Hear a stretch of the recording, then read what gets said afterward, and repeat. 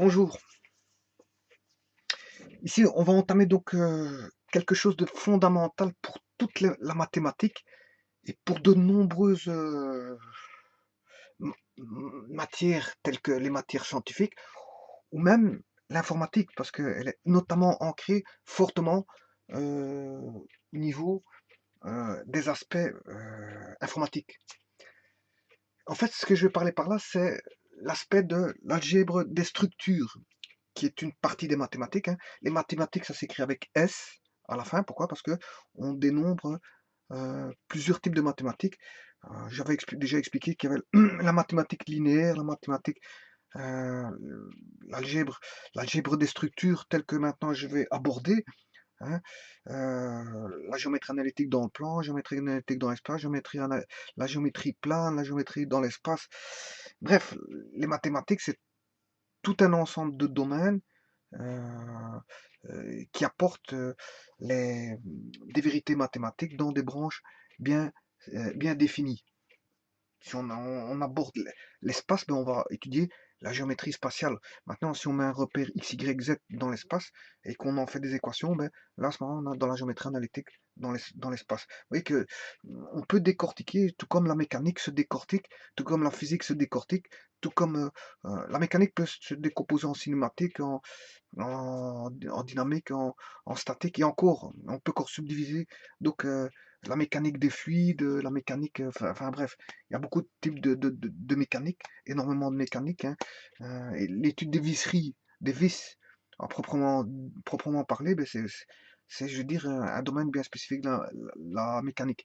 Et la physique peut se décortiquer aussi en, en, en beaucoup je veux dire, déjà la physique, c'est l'étude des grandeurs, donc il regroupe l'électricité, la mécanique, euh, euh,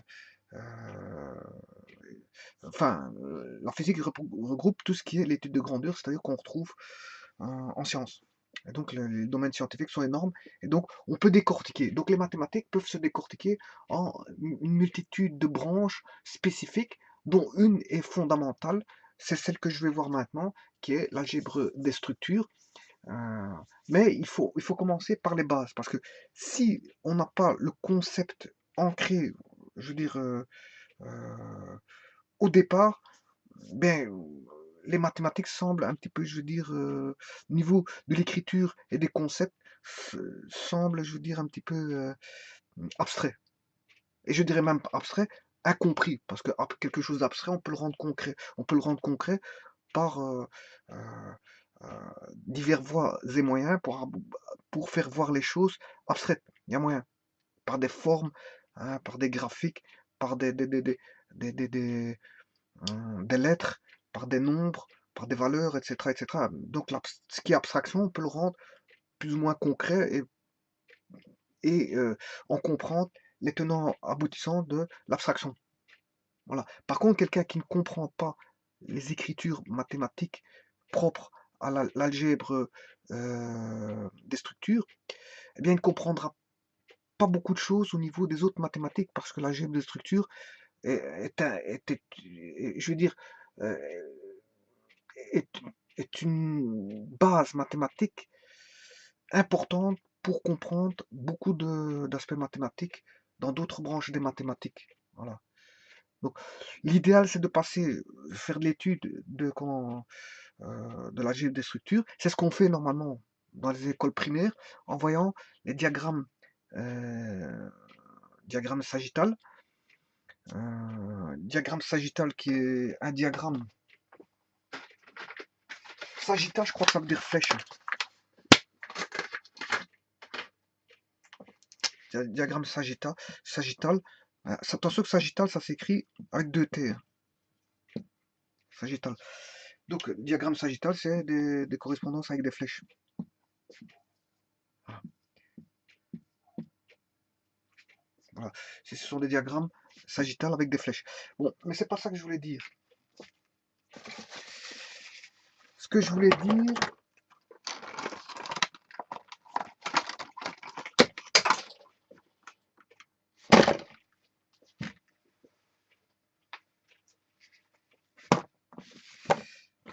Donc le diagramme sagittal, c'est le diagramme avec des flèches comme ceci, pour en fait modéliser certaines choses et pour pouvoir rendre l'abstraction plus, on va dire, plus compréhensible que ce qu'elle ne l'est au départ. Parce que, en fait, le tout c'est d'avoir, par exemple, si on a une abstraction, c'est de conceptualiser les choses de manière à rendre les choses plus compréhensibles.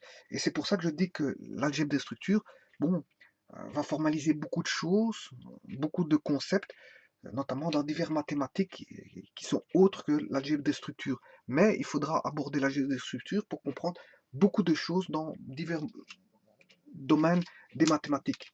Beaucoup de choses. Donc, celui qui ne comprend pas les bases ici des mathématiques, normalement, on voit tout ça en primaire, mais on voit les concepts, on va dire, basiques. Par après, je veux dire, bien sûr, les concepts, je veux dire, euh, c'est comme une valise. Bon, si on met que deux, trois objets, elle n'est pas pesante. Mais plus on met des objets dedans, plus elle est pesante. Donc, plus on a de la matière, moins on a de matière, ben, moins c'est lourd au niveau de la compréhension, mais plus on commence à rajouter des concepts, et plus, bon, je veux dire, on sent la lourdeur, je veux dire, conceptuelle, et on a du mal je veux dire, à sortir euh, d'un système qu'on ne comprend pas tellement bien. Donc, il faut comprendre les bases. Celui qui comprend les bases, il ira loin. Celui qui ne comprend pas les bases n'ira pas loin en mathématiques, en fait. Ou alors, il restera toujours des, des concepts qu'il ne maîtrisera pas correctement parce qu'en fait, il n'a pas les bases, notamment celles que je vais expliquer maintenant. Et je ne vais pas m'alourdir justement dans cette première vidéo aussi, puisque je vais voir tout simplement la notion de relation binaire. Juste expliquer ce que c'est. Je ne vais même pas introduire des équations ni quoi qu'est-ce.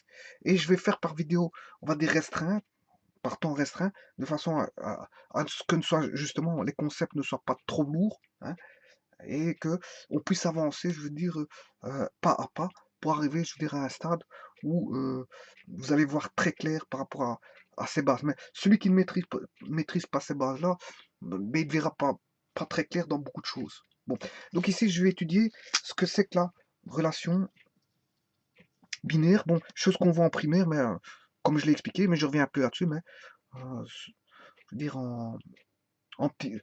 de manière moins volumineuse que les années, je veux dire, qui suivent, parce que plus les années suivent dans les collèges, les universités, etc., plus on rajoute des concepts propres à la, comment on appelle ça, à l'algèbre des structures, et plus ça devient volumineux, hein. Je veux dire, là, on commence. Bon, celui qui connaît sa matière, il n'y a pas de problème, mais celui qui comprend de moins en moins et qui se met, qui ne se met pas, je veux dire, en, à l'évidence que je veux dire, il doit revoir sa matière ou il doit revoir ses concepts ou qu'il doit réétudier certaines matières basiques telles que celles que je vais expliquer, ben, s'y met pas, ben, il va rester dans un certain pétrin mathématique. Bon, enfin bref, j'en ai assez dit au niveau philosophiquement parlant, mais maintenant on va voir la relation binaire. Attention que quand je dis relation binaire, ça n'a rien à voir avec le binaire, hein, du 0-1, du, de l'informatique ou de l'électronique, ça n'a rien à voir. Quand je parle de relation binaire, je parle tout simplement d'une relation à deux variables, x, y. Relation binaire, c'est une relation d'x, y. Mais je vais expliquer. Bon, mais avant ça, il faut savoir que qu'est-ce que c'est dans le mot relation binaire, il y a deux mots, il y a relation et binaire. Déjà, ce mot-ci, il y a le mot relation. Et la relation, c'est peut-être déjà en termes de base, un concept. C'est un concept. On parle plutôt de concept de relation qui est en fait à la base de toute, donc, comme je l'ai expliqué, de toute la mathématique et des domaines scientifiques, notamment l'informatique, etc. Alors, le but est d'étudier ici des relations, hein, donc des liaisons. Comment? Par le phénomène, on va dire, d'observation d'état de fait. Bon, on va observer, on va regarder, et on va regarder quoi? On va regarder des variables, on va regarder des formes, on va regarder des animaux, on va regarder des écritures, enfin tout ce qui est, je veux dire, propre à tout ce qui est, je veux dire, état de fait pouvant être observable, ben, je peux me permettre de faire une observation et d'en tirer des liaisons et d'en faire des déductions des déductions, notamment des déductions par raisonnement. Des déductions, bien sûr, qui seront dites logiques par raisonnement. Je pourrais aussi, s'il s'agit de variables ou de nombres, de valeurs numériques, à ce moment-là, d'en faire des représentations graphiques et de voir s'il y a des maximums, des minimums, et discuter sur toute l'allure de la courbe, si elle évolue, si elle diminue, si elle... Voilà, on peut faire, vous regardez les concavités des courbes, etc. Bon, on peut étudier tout ce qu'on veut au niveau des calculs et donc de leur représentation graphique sur un- un plan ou dans l'espace. Bon, alors, qu'est-ce qu'on peut en faire aussi de cette, par les phénomènes d'observation, de ces états de fait, qui comprend des variables, des formes, des écritures, des animaux et toutes sortes d'objets. En fait, on va parler plutôt d'objets. Eh bien, on peut en faire des routines répétitives, telles qu'on retrouve en informatique. On peut extraire des données, des données bien spécifiques. On peut en faire beaucoup de choses, hein, des requêtes spécifiques, des routines répétitives. Et vous comprendrez que l'informatique utilise beaucoup, je veux dire, la mathématique, je veux dire, d'algèbre de structure. Pourquoi? Parce que justement, ça fait appel, je veux dire, à la conceptualisation, à l'abstraction, à la déduction, à, à- à la répétition, comment, à la comparaison, voilà, voilà. Donc ici, les observations, le phénomène d'observation va nous permettre de faire des routines répétitives, des comparaisons, d'élaborer des configurations abstraites, hein. Je peux faire des configurations. Alors, tantôt, elles peuvent être simples. Bon, pour avoir des configurations abstraites simples, compréhensibles par n'importe quel kidam, euh, qui a une petite une jugeote on va dire, d'observation d'état simple, mais parfois on peut avoir des abstractions très complexes. On peut avoir des abstractions complexes, moyennement complexes, je veux dire, et très complexes, et hyper complexes. Bon, la complexité, bon, au niveau des configurations de complexité, ben, on peut avoir toutes sortes de complexités. Hyper complexes, comme on peut avoir des choses moyennement complexes, faiblement complexes, et voilà. Comme on peut avoir des abstractions simples, hyper simples, moyennement simples, voilà, on peut mettre dans une catégorie d'échelle qualitative et se dire, bon, c'est simple, sur une certaine gamme de simplicité et une certaine gamme de complexité. Voilà. Alors, donc ces observations, les phénomènes les relations, le but d'étudier des relations et d'en tirer, je vais dire, des phénomènes d'observation, d'état de fait, et d'élaborer des configurations aussi, pas forcément abstraites, mais parfois concrètes. On peut avoir des choses concrètes et en tirer des configurations concrètes de ces objets. Et comme je dis, quand je parle d'objets, bien sûr, vous avez compris que c'est des nombres, des formes, des structures, des animaux, et toutes sortes d'objets qu'on peut imaginer, toutes sortes d'objets. Voilà. Et alors, on cherche quoi? À établir justement des liens. Donc voilà pourquoi j'appelle relation. On cherche à établir un lien, un phénomène de phénomène d'observation. On cherche à établir des liens entre deux variables étudiées, x et y. Voilà. Et je veux dire, ces liens, bien sûr, ce seront des liens logiques, des liens physiques, des liens numériques, des liens conceptuels, des liens tout simplement entre objets. Entre objets. Alors, je vais commencer à entamer l'étude de la relation binaire maintenant, et on fait un petit peu de philosophie, philosophie sur la notion de ce qu'était une relation, notamment une relation en algèbre des structures. Je vais maintenant commencer à décortiquer un peu plus en détail et arriver à cette notion de relation binaire. Alors, ici, on est dans l'aspect mathématique d'algèbre des structures.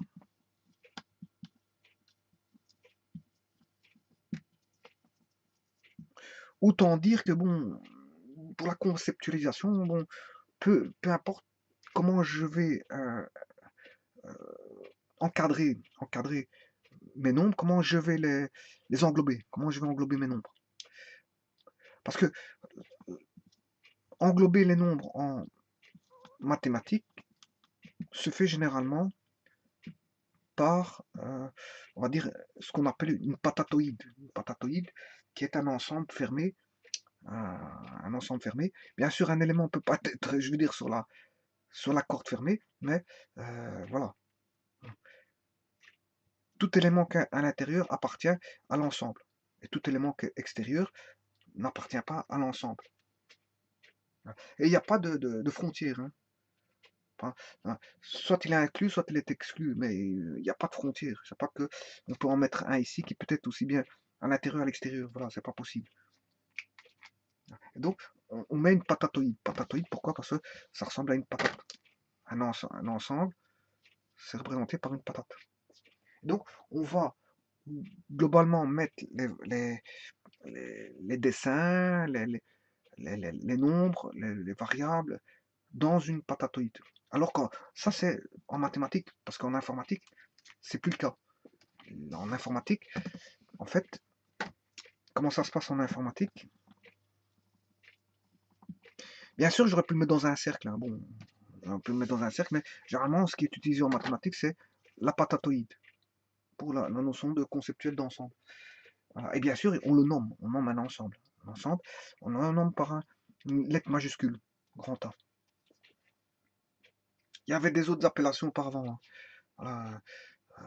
Ben, bon, ici, je l'appelle par des lettres majuscules. Voilà. Bon, il y a des autres appellations par des lettres rondes. Par exemple, A, B, qui sont des lettres rondes. Mais ici, bon, je ne veux pas appeler par des lettres A rondes, mais des lettres, je veux dire, qu'on retrouve couramment, je veux dire, ça va être majuscule normale, A. En écriture, comment est-ce qu'on appelle ça? D'imprimerie. Parce qu'en informatique, on n'utilise pas la patatoïde, vous l'aurez compris. L'informatique utilise bien sûr du matériel informatique. Le matériel informatique, bon, c'est quoi? C'est un disque dur, c'est de la mémoire, c'est des cartes graphiques, c'est des cartes. Enfin, vous aurez compris que c'est assez souvent du matériel électronique, souvent ajouté à une carte principale, hein, et que généralement on utilise que toutes ces cartes en fichier possèdent la mémoire. Et dans la mémoire, vous aurez compris que la mémoire, c'est des aspects rectangulaires. Des aspects rectangulaires. Et ils ont été, en fait, ce qu'ils ont fait, ils ont fait une relation, justement, hein, comme on peut dire une relation entre l'aspect d'écriture au niveau mémoire et logiciel. Dans un logiciel, on trouvera généralement des écritures, non pas sous forme d'ensemble, mais sous forme cellulaire, cellulaire, cellulaire, comme ceci, comme on retrouve par exemple en programmation avec les vecteurs, comme on retrouve avec Excel dans un tableur. Voilà. Donc ici, je vais répertorier non plus dans un diagramme, enfin dans un, comment est-ce qu'on appelle ça, une patatoïde, mais on va mettre ça dans des espèces de rectangles qui sont soit des rectangles de tableur, soit des champs, des champs de, comment est-ce qu'on appelle ça, des champs d'une structure de base de données. Hein. Voilà, vous voyez le mot structure, des champs de structure d'une base de données, hein, qui sont bien sûr à l'image de ce qui est contenu dans la mémoire, c'est-à-dire du rectangulaire. S'il y a du rectangulaire dans la mémoire, mais on fait une relation, je veux dire, du hardware vers le software, où dans le hardware c'est stocké de manière rectangulaire, hein, la mémoire, on a toutes les données qui sont mises, je veux dire, de manière non pas circulaire, mais ni ellipsoïde, mais d'une manière rectangulaire. Hein. Les bits sont représentés euh, dans la mémoire en fonction d'une adresse, et donc les adresses et les données sont stockées de manière rectangulaire. Voilà. Et donc à partir de là, on en fait une relation hardware qui existe vers un système logiciel où la meilleure écriture, c'est pas le cercle, ni l'ellipse, ni quoi que ce soit, mais c'est comme celle qui est dans la mémoire. hein, les représentations des données sont rectangulaires. Donc on va mettre dans des tableurs, dans des records, qui sont voilà, dans des structures à plusieurs champs, hein. Un champ, ça peut être le nom, le champ, le champ nom, le champ prénom, le champ date de naissance, le champ, voilà. Et c'est une structure rectangulaire. Et le record, l'enregistrement suivant, mais va concerner une personne suivante, donc en dessous.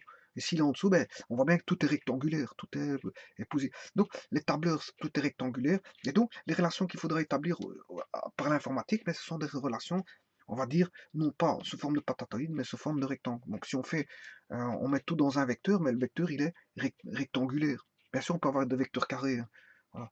Ou on peut avoir des tableaux de n dimensions qui restent toujours, je veux dire, des rectangles. C'est toujours des rectangles. Voilà. C'est toujours des rectangles, mais spatial. Parce que si on a 3 dimensions, ben, on est dans l'espace. Mais enfin, bref, c'est toujours des rectangles. C'est une structure en forme de rectangle. Voilà. C'est toujours une structure en forme de rectangle. Alors qu'en informatique, mais c'est une structure en forme de patatoïde. Et on appelle l'ensemble, par exemple, l'ensemble A. Et bien sûr, ici, on va établir une relation, c'est juste une relation binaire entre deux ensembles. Donc j'aurai deux ensembles A et B. Bien sûr, l'ensemble A sera non vide, parce que bon, à quoi établir une relation avec un ensemble vide? Rien. Aucune relation. On ne sait pas tirer de relation avec un ensemble vide, hein. Donc en fait, le A est non vide.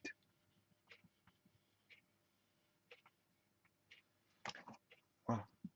Et le B, apparemment, je dirais que vaut mieux qu'il soit non vide non plus. Donc, parce que s'il est vide, il n'y a pas de relation entre A et B. Et justement, moi, je veux définir ce que c'est qu'une relation binaire. Donc, je considère deux ensembles dessinés par des patatoïdes, l'une dénommée A et l'autre dénommée B. Mais en général, quand on fait de l'algèbre de structure, on ne les appelle pas A et B, mais en fait, on les appelle E et F. Ça, c'est assez globalement, généralement, hein, dans les études d'algèbre de structure. Si vous prenez des bouquins ou autres, vous verrez les lettres les plus associées, c'est E et F. E et F. Alors, si à un moment donné, je peux associer donc une règle d'association, comme je l'ai expliqué, bon, une règle, ah, j'associe par le phénomène d'observation d'état de fait entre les deux ensembles, je leur associe une règle par une règle, je m'excuse, je leur associe une certaine règle, hein, que j'appellerais règle d'association, ou encore une règle de liaison entre les deux ensembles précis, sans qu'il y ait bien sûr ambiguïté, parce que s'il y a ambiguïté à ce moment-là, bon, l'observation n'est pas réellement bien définie, voilà, entre un élément de E que j'appelle X. X est un élément de E. Je vais montrer après ce que c'est qu'un X. X est variable, hein. Il peut avoir plusieurs éléments. Si j'appelle un élément quelconque de E, X, et un élément quelconque de F, Y, eh bien, je peux avoir une relation, hein, qui va s'écrire X, relation, X, règle Y, règle ou relation. Donc il y aura bien un lien proposé, hein, non ambigu, entre l'ensemble E et l'ensemble F. Voilà. Donc ici, j'écrirai X et X, règle non ambiguë, Y, hein, entre l'élément X de E, hein, X appartenant bien sûr à E, et Y appartenant à F. Alors,